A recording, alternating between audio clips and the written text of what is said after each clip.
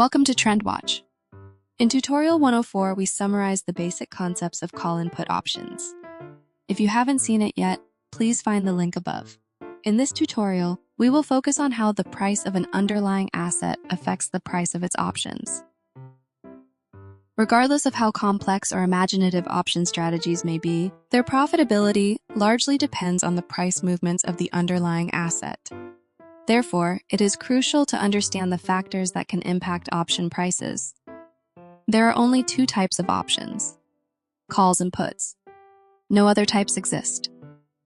Several factors influence the price of options, but the most significant is the price movement of the underlying stock.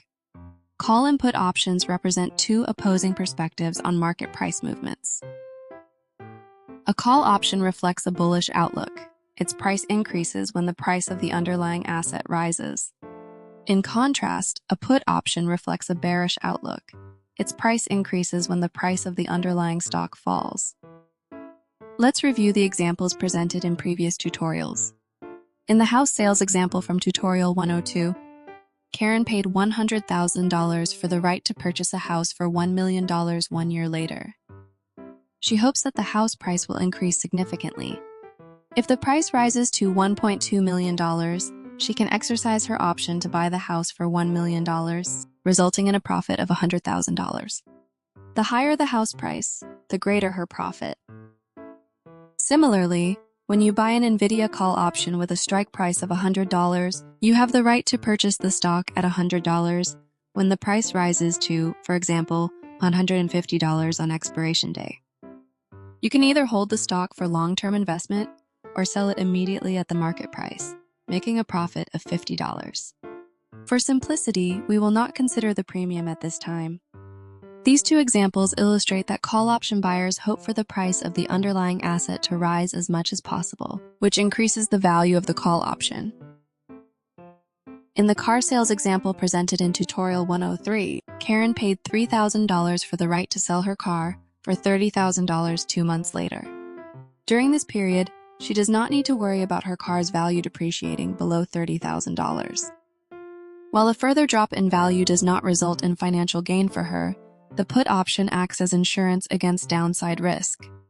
Consequently, the price of the put option increases as the price of the underlying asset decreases. Buying a put option while simultaneously holding the underlying asset is known as a protective put. This strategy is commonly used in options trading, and we will discuss it in more detail once we have acquired more knowledge on the topic. In the other example, if you purchase a Tesla put option with a strike price of $225, you have the right to sell the stock at that price when Tesla's market price drops to, say, $180 on the expiration date.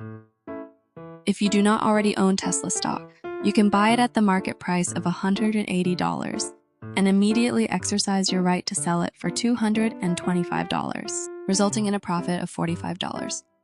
Once again, for simplicity, we do not consider the premium paid for now. The lower Tesla's price falls, the greater the difference from the strike price, which increases the profit potential for put option holders.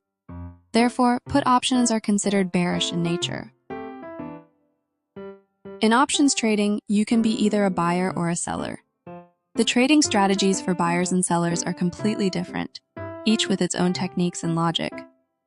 In Tutorial 106, we will explore these characteristics in detail. Thank you for watching.